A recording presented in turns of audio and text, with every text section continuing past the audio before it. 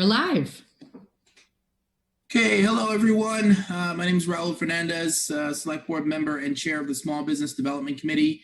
I'm joined by several of the folks you see here today, including Small Business Development Committee members, as well as numerous town staff, including your old friends, Kara Bruton and Meredith Mooney from Economic Development. We've also got Caitlin Starr on from Office of Diversity, Inclusion, and Community Relations, as well as Todd Crane, who serves as our Transportation Administrator. And of course, we're, as always, joined by the amazing Kathy Bisbee and her team at Brookline Interactive Group, who are helping us to stream this. This is streaming live. It's also on Comcast and RCN right now, so we're all over the place, people. So very excited to be with you for our fourth weekly small business and nonprofits virtual town hall. Our purpose here, as I've described before, is to give you the most up-to-date information that we have, and even more importantly, to hear from you about what your concerns are, what's on your mind, and what you need most so that we can advocate at the local, state, and federal level to help make it happen. So glad to be joined by so many people on Zoom and so many people that are watching from elsewhere. I wanted to say a very happy Passover and Easter to everyone who celebrates. We know that this is we're holding this virtual town hall while Passover is ongoing, and that some people may not be able or available to watch this. This is being recorded and will be made available later. So anyone who, if you know friends that would love to have been on this call but are not able to, please do share this with them, and we'll make sure that we share it widely as well so everybody can see that. I wanted to start with just some very brief updates. I'll give a couple. We'll throw it to Todd and then over to Kara with just some changes since we last talked. One of the things that we voted on as Select Board on Tuesday was actually putting a moratorium on evictions and also landlord access and being restricted. What I wanted to say about that is it's really important during this time right now while we're encouraging everyone to practice social distancing, and also while we have residents in our community who are immunocompromised or at greater risk for contacting COVID. We want to make sure that we have the right protections for those folks, that they can actually stay in their homes. And so that has been taken care of. I know the state is still working on some kind of legislation to this effect as well. Brookline's already taken action on that and put a moratorium on those kinds of evictions. In addition, we're not allowing, for the time being, any apartment showings. This is, in the Boston area in particular, the season where landlords are asking residents whether or not they plan on, signing up for their lease again. And when residents say, no, I think I'm looking at some other options, and they say, okay, that's great, we're going to start showing your apartment. This is not the time to have folks going into other people's apartments. And so we are not going to be allowing, we're already not allowing apartment showings for the foreseeable future. And so I just want to make sure everybody's aware of that. And if you can help spread the word about that, that'd be great. The other thing, consistent with CDC and other guidance, we are asking folks when they're out and about in the community, of course, leaving their homes only for essential reasons, to wear masks. And that's really important. Not just to protect yourself, but more importantly, even to protect others from you. As we know, we've discussed many times on these calls, folks can have this virus, folks can have coronavirus and be completely asymptomatic, which means showing no symptoms whatsoever. So you may think you're okay, but you actually may be symptomatic. You actually may be sick and could pass that on to others. So we're asking for folks to wear masks when they're out and about. This also helps protect our small business owners that are able to keep their businesses open right now, so that you're not making them sick and therefore others sick. So this is a really important thing to do. And of course, maintaining social distance. It's important that you make every effort when you see someone else coming in the opposite direction down the sidewalk to spread as far apart from that person, to make sure that you're walking on one side and the other person's walking on the other, as long as it is safe for you to do so. We don't want people, inadvertently walking to the street, getting hit by cars or anything like that. So as long as it's safe for you to do so, it's really important for us to maintain this distance. Runners, that goes for you too. For those folks that are out there, make sure that you give people their proper distance when they're out. There are folks that need to be out right now. There are medical professionals that need to be out. There are folks that are working at essential businesses, including our grocery stores and other food establishments and others that need to be out right now. So there will be people outside, and it's important that as we go out for our own essential purposes, that we keep distance from others. So I just want to impress that upon you. Along those lines, I know we as a select board discussed some of this on Tuesday night, and I know the transportation board met last night to discuss a proposal around creating some more distance in key areas. So I want to throw it to our transportation administrator, Todd Corain, to talk a little bit about that. Thank you, Select Board Member Raul Fernandez. Along those lines, we were asked by the Select Board and members of the community to look at implementing open streets philosophy within the community for 3 different, and we did a lot of research over the 1-week period that we had to do this. Staff attended 3 different webinars, as well as research what other communities were doing and different strategies that could be used in what was being done not only in the US, but also we're learning a lot from our European counterparts and everything they're doing. So what we had put together for the Select Board as well as the Transportation Board was 3 different strategies that could be used. The first one, strategy number 1, was discussed at the Select Board meeting, as well as the Transportation Board meeting last night.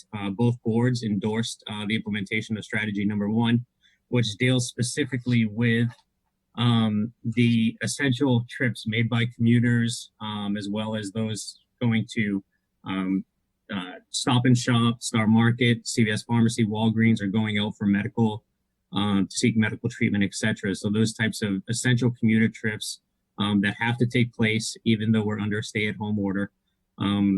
So what the strategy looked to do was staff looked at 4 different corridors within the town for pinch points, because what we're trying to do is allow and give enough space for pedestrians and cyclists and micromobility users, given the extremely low traffic volume right now and extremely low usage of our parking, to create extra space to allow people to make those trips while socially distancing. Most of our sidewalk usable space, once you factor in you remove the trees and the space taken by trees and benches and parking meters and light poles and utility poles, is reduced down to 5 feet, 6 feet, in some cases 4 feet of usable sidewalk space on some of these corridors. So what we had to do, obviously you can't socially distance at a 6-foot minimum on a 5-foot sidewalk. Or a 4-foot sidewalk. So what we looked to do, we targeted Harvard Street, Brookline Avenue, Longwood Avenue, and a portion of Beacon Street, right in the pinch point area of Coolidge Corner. And the Select Board looked at our plans on with respect to Harvard Street. What we're doing was removing 1 parking lane. So most of the entire corridor has 2 parking lanes, 1 on either side. We looked at where the businesses, particularly those restaurants that are staying open, and that have the 15-minute spaces we created for them for the pickup and drop off, as well as those that are staying open without those spaces. And we looked to minimize the impact that this would have on those businesses, so to still allow those 15-minute pickup drop off to take place. So what that means is for Harvard Street, if you're starting in Brookline Village area at Kent Street at the very beginning, we are removing the parking along the eastern curb, Starbucks and Nero side. Starbucks is now closed permanently, I believe. Cafe Nero is closed. However, the restaurants on the opposite side are all staying open. So we look to leave the parking in front of those spaces. Once you get up to Holden Street, there's a dedicated safe crossing at that location. It's right before Martin's Coffee. We switch sides at that point. The reason why is because Martin's Coffee is open, as well as the pizza place down by Aspinwall is open with those dedicated 15-minute spaces. So we shift the extra space for pedestrians over to the western curb. And it hugs the western curb all the way up to Marion Street. At Marion Street, we switch back to the eastern curb. And the reason why is because as we enter the Coolidge Corner area, there are more businesses, food establishments that are open along that western curb. So we look to avoid those areas.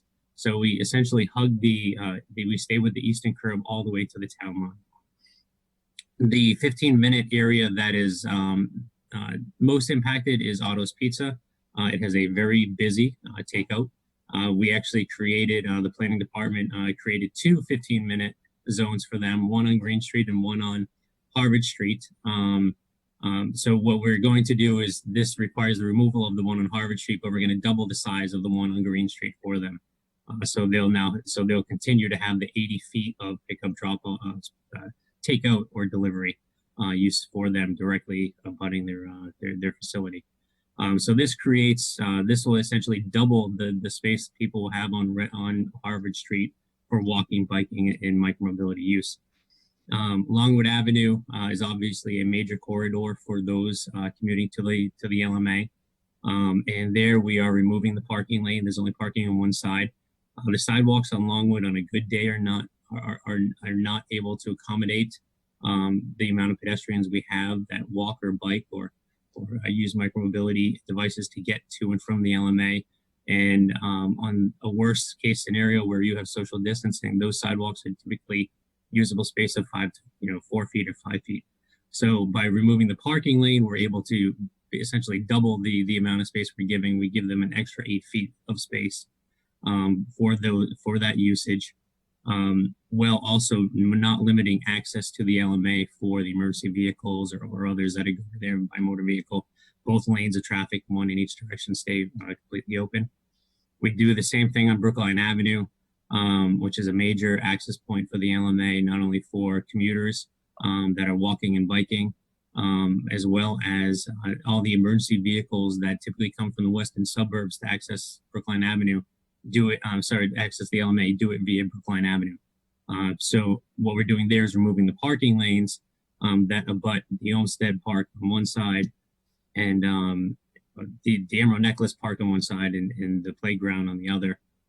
So we're removing those to essentially triple the amount of space we're giving for the pedestrians, the bikes, and the micromobility without, while keeping the 4 travel lanes open for those important motor vehicle trips. And on Beacon Street, we looked specifically in the Coolidge Corner area. Staff had recommended from Center Street to Pleasant Street, which is a 2-block area where you have Trader Joe's, a lot of the restaurants that are staying open.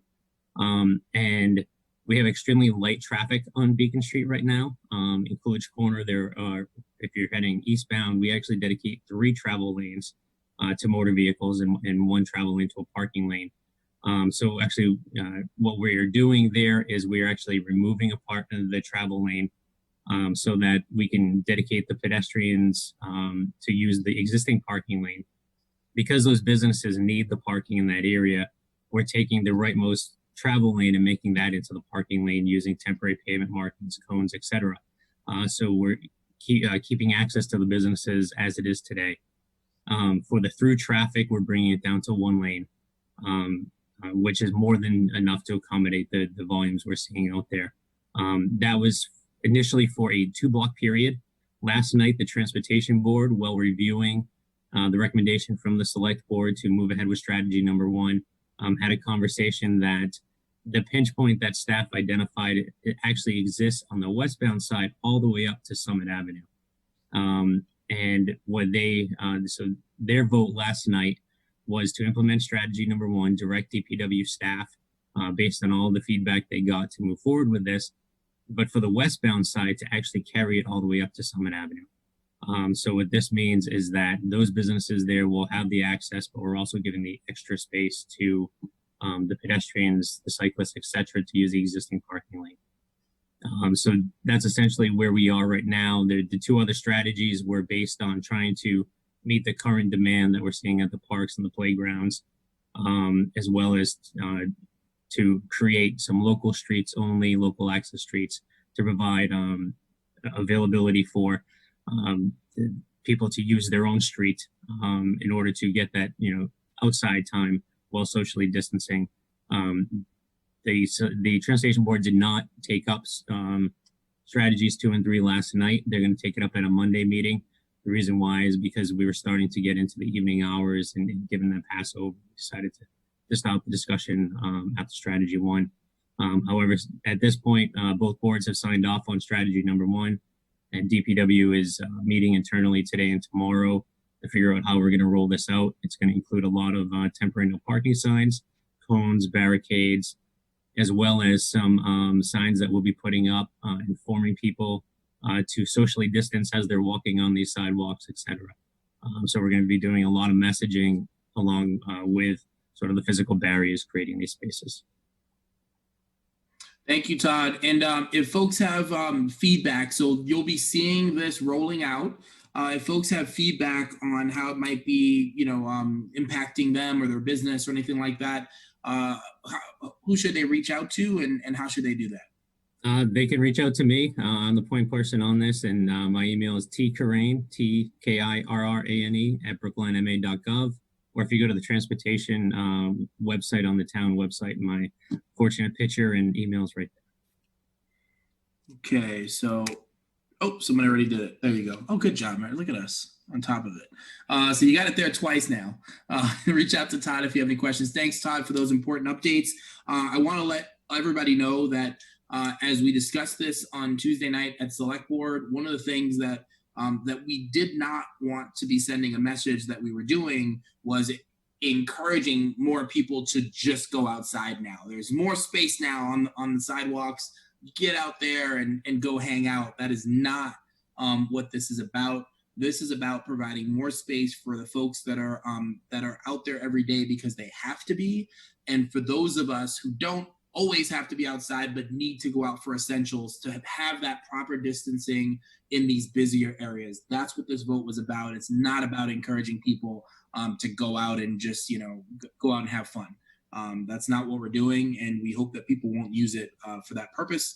We want to make sure that people that need to be out there can have the right and proper essential distance from one another in these busier areas.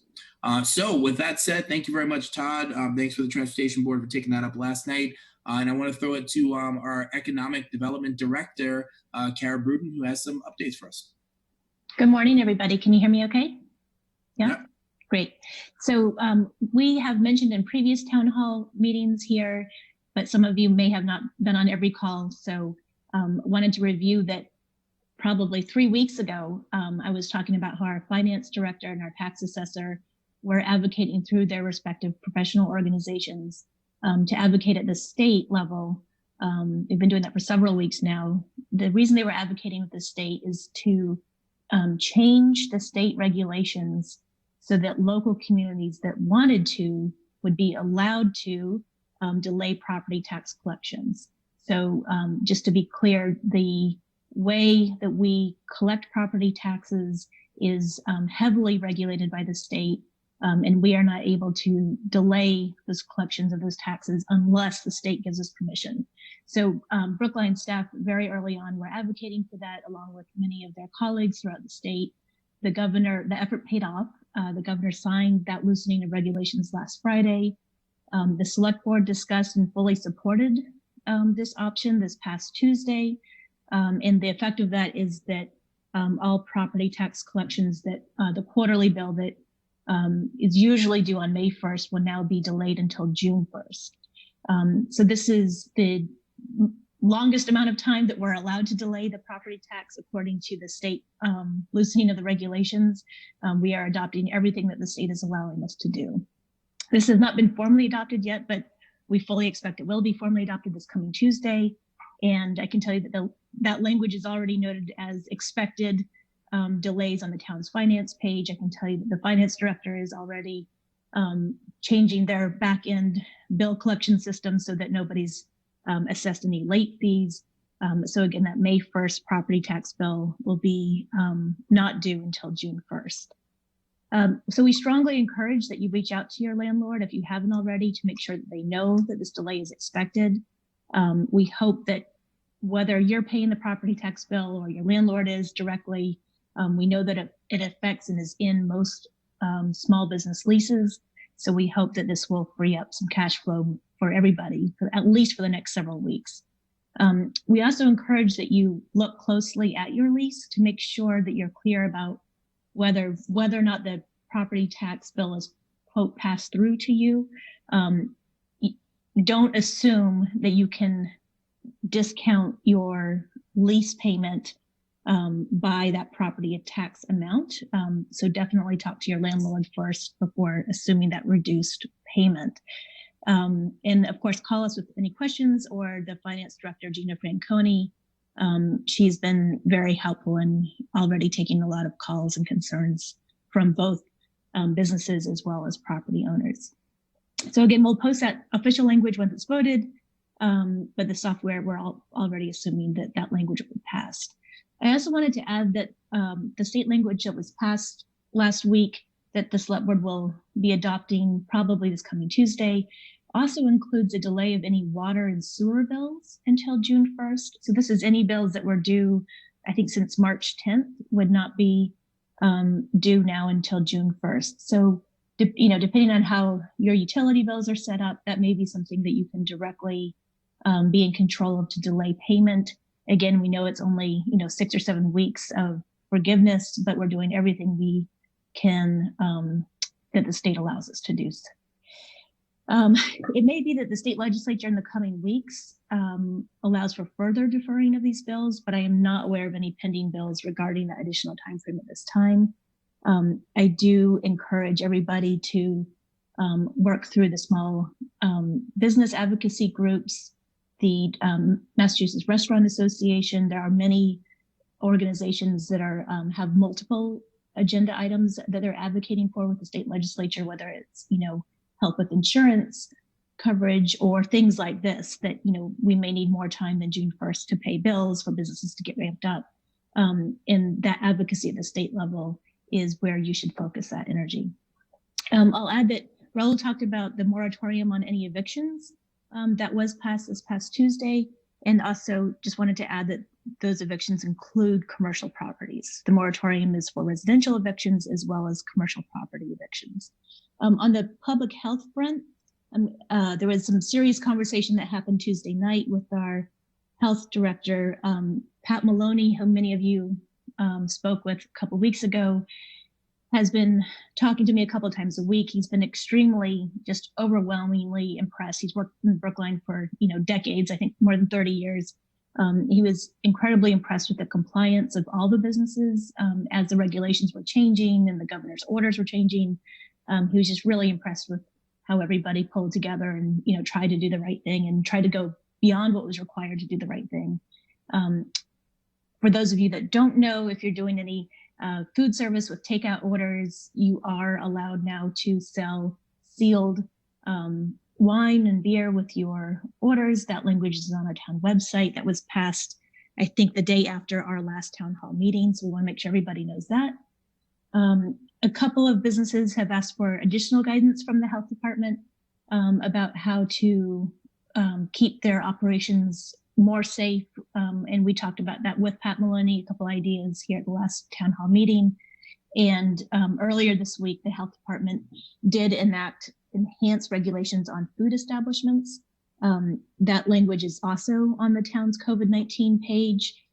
They include a lot of practices that we already talked about, like asking staff to wear protective face covering to cover your nose and mouth.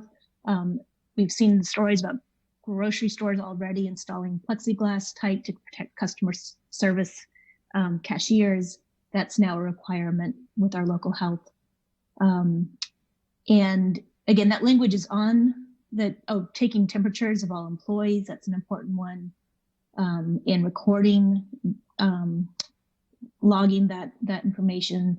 And then also making sure that customers can order and pay online or over the phone for their food products, that products be placed in a pickup location. So what I want to make sure everybody knows is that as things like this change, our health department works very much on a helpful manner. They're going to be, out there advising people if you haven't already heard from them. They are not looking to go out and be punitive to anybody. We know these regulations are changing quickly. Their number one goal is to keep everybody healthy and safe as possible. I also want to give an update on the Community Development Block Grant program. We hinted at this last week. The polling that we did was very helpful last week. It gave us a sense of at least the businesses that are participating in these calls, what would be the most useful for them. Based on what we're hearing from the federal agency, which is Community Development Block Grant. We are working with our community development staff, trying to copy other communities that have ongoing programs to help small businesses as much as possible, so we're not reinventing the wheel. We are leaning towards, this would have to be voted by the select board, so we cannot promise this at this point, but we are leaning towards requesting that a portion of the additional federal funding that we're expecting to get, which is about $800,000, I believe, that a portion of that be for businesses. We're going to be proposing that be at least 2 types of programs. One that would help micro enterprises, which are small, 5 or fewer employees, including the owner, where the household income of the owner is low or moderate income. We know from past experience from 10 years ago that many business owners will be surprised to learn how the income flow happens through their tax paperwork, that they are actually low mod income households. So that's one that program would likely be a grant.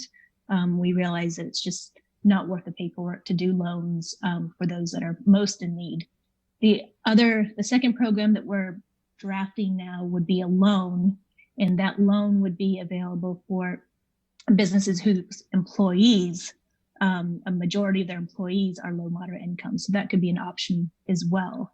I want to pause here for a second and kind of rewind and make sure that other people on this call understand that Brookline does not have designated areas based on geography where there are concentrated amounts of poverty, like by census tract, to the point where we're able to fully replicate programs that you see in Boston or Cambridge or Somerville or Lawrence or Worcester. Because we do have a high percentage of poverty in Brookline. I think it's around 11 or 13%, but because that poverty of residents is not concentrated in specific census tracts like other communities, we are not able to utilize more flexible federal programs where, for example, in many other cities, businesses can apply for loans or grants or technical assistance just based on their business being located in a specific area. We do not have those kinds of eligible areas. So we're doing what we can with the federal funding. Again, it'll most likely be 2 program options. One that would be for business owners who qualify as low moderate income households as a grant, the other as a loan for businesses of any size that where their employees are low or moderate income. We know there's going to be lots of questions on this, and we will probably have someone from our CD staff join us on the next call, or maybe 2 weeks from now. It's going to take a couple of weeks to roll this out and get the appropriate votes from the select board. The federal government also requires that this be publicly noticed, although they've shortened that time frame. So there is a lot of bureaucracy. It's not going to be next week when this program starts. I think that's all I have, and I'm going to turn it over to Meredith Mooney. Great. Thank you, Kara. Good morning, everyone. Can you hear me okay? Thumbs up? Okay, excellent. So just a couple of quick updates, and then we want to reserve the rest of our time. We'd like to do another poll and get some feedback from you, which was very helpful at our last meeting, and then save the rest of the time for a Q&A session. In terms of unemployment assistance, we've been getting a lot of questions about when the additional unemployment benefits that were passed through the CARES Act would be available to self-employed and 1099 workers. And so our understanding is, well, and this is just an interesting fact, the Department of Unemployment Assistance at the state level in the last 2 weeks of March received more unemployment claims than they had in all of 2019. They continue to be overwhelmed with unemployment claim applications and questions, and I think they're working as fast as they can to staff up in order to respond and to process the unprecedented number of claims that they have. So They did get some additional federal guidance where traditional unemployment claims are going to be able to receive an additional $600 a week. And there's also been a 13-week extension of those benefits, so they should be available through July.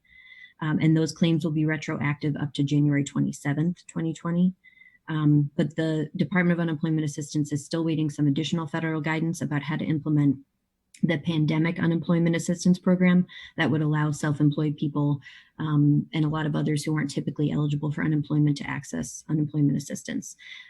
As of Tuesday morning, they were still hopeful that they'd be able to get that guidance and then provide those benefits, or at least allow people to start applying for them this week, but we don't have any further updates on that.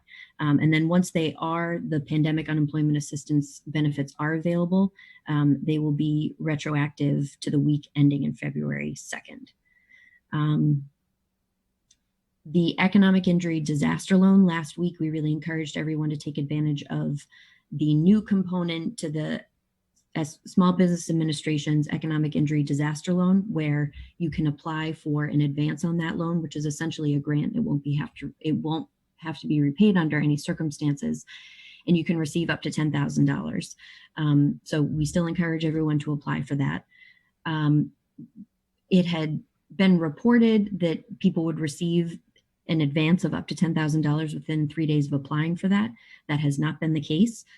Similar to the Department of Unemployment Assistance, the Small Business Administration, which was a very small government agency pre-pandemic, and they're now in the process of tripling their the number of staff. So they were 3,000, and they're looking to hire an additional 7,000 people to respond to or to process loan applications and respond to questions. So they did indicate that they're hoping to get the loan advances out this week. So even though we had said 3 days, I would say it's probably going to take longer than that. And then in terms of receiving the actual loan, they had set the target of people receiving disaster loans within 3 weeks of applying for it. Again, I think we all need to be patient and expect that it's probably going to take longer than those 3 weeks. The Paycheck Protection Program applications became available for this last Friday. We talked about this at last week's call as well. Our understanding is that lenders didn't get some critical guidance from the federal government until sort of the 11th hour before applications were supposed to be available on Friday. So the rollout of that has been rocky. But in our poll, we'd like to just get a sense if anyone had applied for the PPP program and what their experience was, because we're just curious to get your feedback. At the congressional level, there has been some discussion about, or the Trump administration has requested that an additional $250 billion be available to reinforce the existing small business assistance programs. And there's currently some pushback. I think Speaker Pelosi said yesterday that the Democrats would like to see additional funding available for hospitals as well as state and local governments in that additional funding bill. And then there's also a sense that, or a concern that businesses that are underserved or underbanked might have trouble accessing the funding that's made available to small businesses. So there's a push to allocate a portion of that $250 billion to community lenders, because a lot of people were finding when they went to go submit their Paycheck Protection Program application or request one, that banks really were trying to prioritize their existing clients and people they already had relationships with. So those are all of my updates on that. And I think before we pop into the Q&A, if we could put up the poll, we just have 4 questions. And I'm going to pop the poll up in 1 second. I want to also, while we're mentioning all these different kinds of support, I want to make sure that I've talked about this before, but the safety net fund is really important for folks to know about. That is, it was started by the Brookline Community Foundation. It's expertly managed by the Brookline Center. The town of Brookline has put $175,000 into that fund. In addition, in private donations, we've raised over $95,000, and we're encouraging people to continue if they're able to give to that fund. And it's such an important fund because here's what it does. It provides financial support to anyone who lives, works, or goes to school in Brookline. And so in addition to Brookline residents, that also means small business owners who own businesses in Brookline who might not live in Brookline. It also includes employees who work in Brookline but might not live in Brookline. It includes our MECO families, and this is all regardless of documentation status. So this folks who are undocumented can also apply for these funds. It's up to $1,000. It's personal funds, so it's not for support for your business necessarily. It's for individuals personally. Up to $1,000 to help cover the cost of your rent or food or utilities or other basic essentials. And so I want to make sure that the business owners who are on here, if that's something support that you need personally, and also for your employees, if that's support that they need, if someone can pop into the chat there, the link for the Brookline Center, and then the phone number that's on there, which I should have it memorized by now, 617-277-8107. But if you could find that and pop that in there to be sure, I'll read that out too. But it's I want to make sure that everybody who needs support knows that it's there. Also this week, I think it was this week, every day is 5 now at this point. The governor announced a state fund as well. So there is state funding for individuals that need additional support. I know there was initially about $13 million or more in that fund, and more coming. So look for the Massachusetts COVID-19 relief fund as well if there's support that you need, but we're doing what we can at the local level. So if you're able, please give to the fund, the Brookline Safety Net Fund. And if you're in need, please do not hesitate to contact the Brookline Center at 617-277-8107. Again, that's 617-277-8107. There's your advertisement. Along with, I'm doing product placement today. Studies. I'm eating an amazing banana bread from Allium right now. So if let me know if there's anything you want me to showcase at any point on these calls. I'm happy to. All right. So this poll, though, right? So should I just launch right into it, Meredith, or do you have anything else to say about it before we do? Yeah, let's go to the poll. Okay, go into the poll. So the poll is launched there. You should see it on your screen. If these questions don't apply, you can simply ignore any individual question or the entire poll if it doesn't apply to you, for those that are on the call. For those that are watching at home, here's what we're asking people about. The first question people are asked is, which state or federal small business relief programs have you applied for or plan on applying for? And there's all the ones that Meredith talked about, and maybe even more. The Mass Growth Capital Corporation Small Business Recovery Loan Fund, the Economic Injury Disaster Loan, the Economic Injury Disaster Loan Advance, the SBA Express Bridge Loan Program, SBA Debt Relief, and the Paycheck Protection Program. And so that question was about plan or applying for. The very next question has the same options, but it's about if you've received funding from these programs. There's a third question. Did you have any trouble applying for the Paycheck Protection Program? Folks can say yes, no, or not applicable. And then also, have you sought relief or assistance from any of the following: your landlord, your bank or lender, your utility company? So people can answer all of those questions. In addition, I want to take this while you're answering those questions. For those on Zoom, please use the Q&A. You should see it sort of on the bottom or wherever the rest of your icons on there. I see we already have a couple questions, which is fantastic. We'll get to those for sure. So please use the Q&A to ask any questions you'd like to have us address. And by us, I mean mostly Kara and Meredith. But if there's anything I can help address, I'm happy to do that too. All right.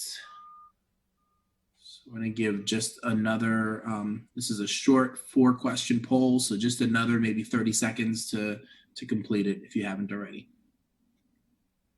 And we're getting some comments in the question section about, and this was my fault, some poor poll preparation. Some of these questions don't have a skip or do not apply. If it's possible, if you can actually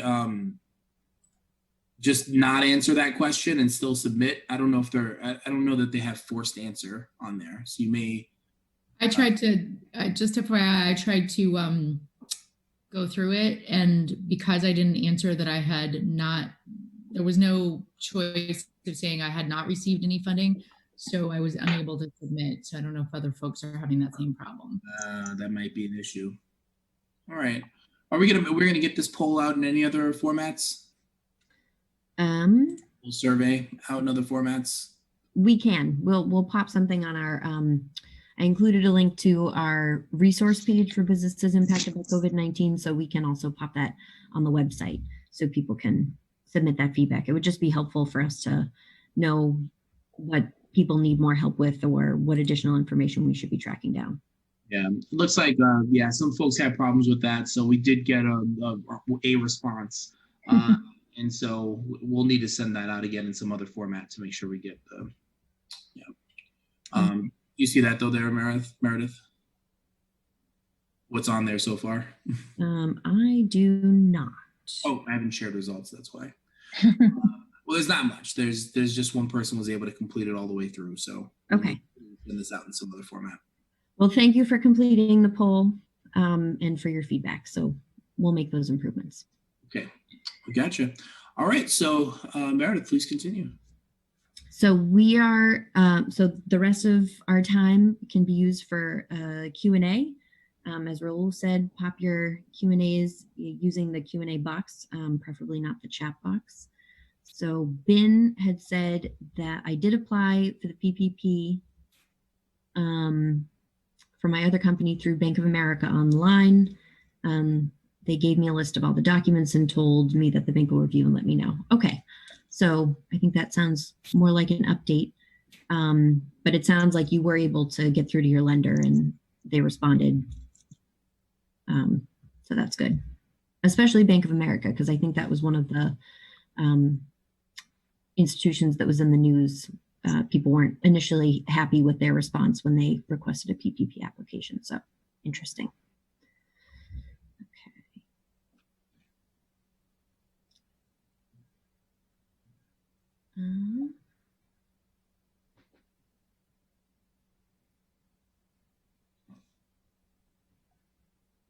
So Daniel D, will the town of Brookline be offering any sort of relief for local organizations, maybe a forgivable loan or grant for town NGOs? So I'm going to let Kara respond to this. Yeah, can Daniel tell us which business he's with? Let me actually just get Daniel on with us. Daniel, you can feel free to speak. I think you just need to unmute yourself. There you go. Hello, I'm Daniel from Puppet Show Place Theater. Oh, hi, Daniel. Hi, how are you? Thanks for answering my question. Yeah, no problem. So let me find out about nonprofit businesses. As far as I know, that should not be an issue. I'm not so sure about advocacy nonprofits, but I'm not aware of any restrictions with a business like Puppet Show Place. Something that I will get back to you on that, something that you could do for us that would be really helpful in gathering the documentation is, I don't know what the ownership structure is of Puppet Show Place, but do you happen to know how many employees Puppet Show Place has currently? Yeah, we have 11 employees, and since we're a nonprofit, there's no owner. It's a board of trustees and then directors. Okay, great. So we're working on drafting two potential federal funded programs that would be for local businesses. It sounds like the one that we're drafting that you would be most interested in is based on your employees' household income. So if of the 11 employees that you have, if you could start gathering from them information about what their household income is. So that means anybody, whether even if it's an uncle that they're living with in their household, that counts, not just who you're married to or other government constructs, anybody that's in your household that you're directly related to. Okay. And there's certain income limits, but if you could just get what their income was in 2019 for the calendar year 2019, that will be a starting point. If 50%, and also the number of people that are in their household, because the limits are shift based on how many people you have. And I can email you that chart of income limits. But if a majority of your employees have household income that's low or moderate income, then that would be a program that you would be able to qualify for. And that would most likely be a loan under that program. We've also been talking about that being a forgivable loan, but we do want to try to get that funding back so that we can recycle that funding. We know we're not going to we know the federal government's not going to, through this program, give enough that businesses need in Brookline. So where businesses can, we would like to see that funding returned, even if it's months away or even a year away, because unfortunately we know that there will be many businesses that close altogether when this is done, and we want that funding then to be available to help other businesses start back up. Great, thank you so much. Okay. So we have another question about temperature taking. Do we know if it's okay if we have the employees take their temperature at home? We only have a food temperature thermometer and everything else is back ordered online. Let me ask Pat Maloney to be clear about that. I'm just looking at what's online right now.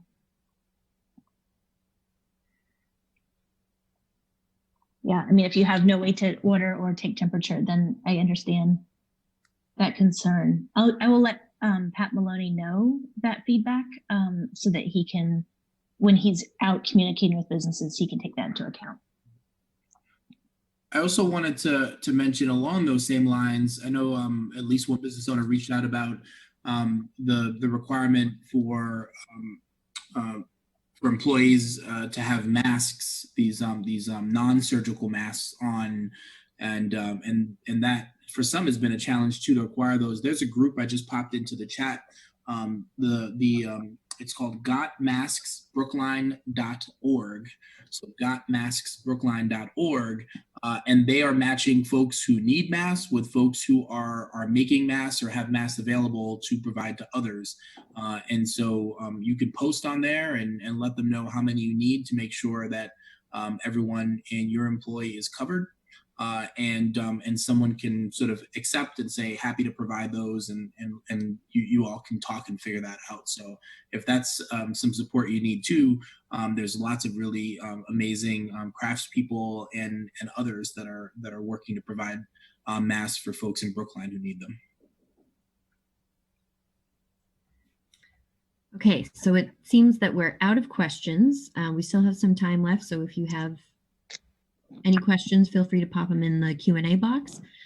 Also, if you wanted to chime in about what topics or speakers that you would be interested in seeing at future virtual town halls, please feel free to add them in the comments section. We want to make sure our plan right now is to continue to offer these weekly as long as they continue to be relevant and informative. So, please let us know how we can continue to make this helpful and informative for you. I'll say the chat's disabled right now, but you can just add that in the Q&A. If you do have anything like that you want to share, you can put it in the Q&A. Okay. I just want to add, Meredith was pointing this out yesterday when we were on a different call. And I just want to remind everybody that Meredith is continuing to watch several different, Meredith and I are both watching several different sources of webinars that might be specifically helpful for Brookline businesses. And we're continuously updating links to those opportunities on our business resources page. And the reason I bring this up is I have seen, there was one summary of options that were available for small businesses that was put out by a national nonprofit organization. And unfortunately, there was some misinformation on that sheet. So I'm just flagging that as what we are trying to do is provide you links so that you can get answers directly from the agencies that are running those programs. We understand and take very seriously that even us talking about programs, one person removed can accidentally filter things the wrong way. So there are many opportunities daily and weekly for you all to get information directly from either the SBA or an employment agency. That's a daily opportunity. And so please continue to look at our page for links so you can get that information directly.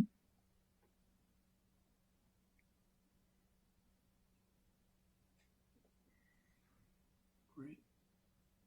I think one thing we haven't talked about on this call yet, but I know it came up in I think it was a chamber call recently, was about support for promotions and stuff like that. And there's something with SUFA signs right now. Can someone speak to that and what SUFA is providing?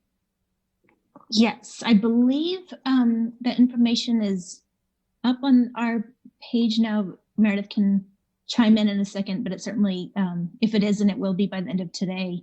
There's a couple things you can do. Brookline Interactive Group has offered to have basically free advertising for any businesses. Right now, there are some kind of guidelines of what size the advertisement should be. And Kathy, do you want to jump in on that for a second? I was just about to put it in the chat box. Folks can email us info@brooklineinteractive.org. And we also have on our homepage a COVID-19 resource page. I'll also mention on that page, we additionally have the nonprofit database that we created. We compiled a list of all of the nonprofits that are specifically providing COVID-19 resources to our community. So that's also on our homepage, on our COVID-19 page. So you can find all of the meetings that we've covered, all of the community events that we've covered live that have been archived. And then there's also guidelines there for businesses who want to advertise on the channels. We do have some guidelines. We still are regulated by the FCC. So we do have some rules around that, but we can promote your open hours, what you're selling, if you have links, phone numbers, which we normally wouldn't do, but in this time we are doing. So go to our COVID-19 resource page. Mm-hmm. And then that also on our page, thank you, Kathy. On our page also, there's a link to the Brookline Chamber of Commerce. There was a kind of grassroots effort that started a Who's Open in Brookline kind of Google sheet, and that's now being maintained by the Brookline Chamber of Commerce, so businesses can self-report what their current hours are, and they can change that information as your operations fluctuate. And the Brookline Patch has a similar sheet that's going. We don't see any harm in doing both. There's going to be people that pay attention to social media in different ways, so we encourage you to do that. And then Raul was talking about the SUFA promotion, the SUFA signs that you see around our commercial areas. That company is also offering basically a free step up in advertising for any businesses in Brookline. And to access that, you just go to sufatalks.com. Go ahead and register as if you're just a community member at the free rate. And what will happen is SUFA will follow up with you if you're a small business in your email. And basically bump you up so that you can promote larger advertisements on the SUFA signs. And if you have any questions about that, you can also contact Meredith or I directly, and we can put you in touch with SUFA staff. They're very accessible. And yeah. We got a couple more questions in the Q&A, but we've mentioned a couple of initiatives that the Chamber has been spearheading, and we are fortunate on the Small Business Development Committee and on our Zoom call to have Debbie Miller, who's the Executive Director of the Brookline Chamber. So Debbie, do you just want to chime in and especially talk about the new Brookline Business Forum that the Chamber has created? Yes, that just grew organically out of our panel from last week. Thank you. So if you go to the Brookline Chamber Facebook site and then go to the group, there's some options over to the left. Hit group, you'll hit the Brookline Business Forum, and you can join. It's a place where any business in town can feel free to ask questions, answer questions of other people, make connections. So that's it's a talking place. It's an opportunity for people to get together.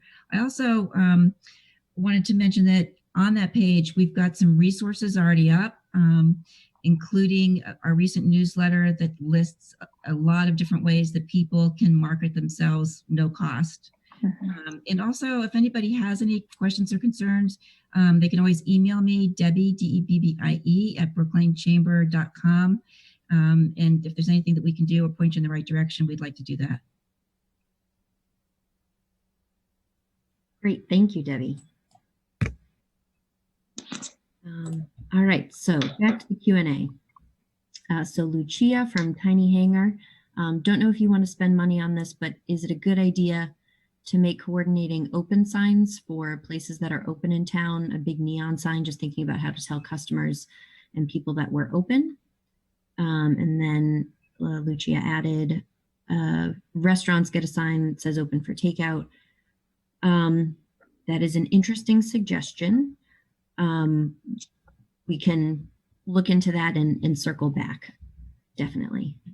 Thank you.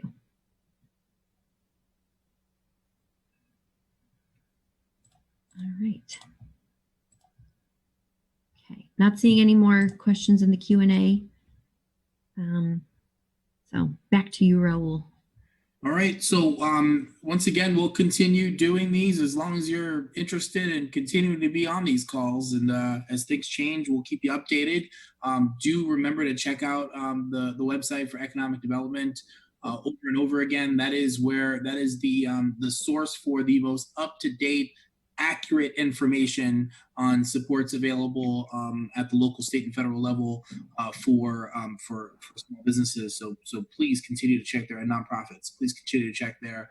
I want to take a minute to just thank all of our amazing town staff that are continuing to operate during this time. I mean, Kara, Meredith, and Caitlin, who was on earlier, and Todd, who's on with us right now, including staff that, because of the nature of their job, need to show up, need to commute to get to town in some cases, need to be out and engage with members of the public in some cases. That includes, of course, our first responders like police and fire, includes our dispatchers, includes DPW workers, includes our building and health inspectors who are popping by construction sites and businesses to ensure compliance.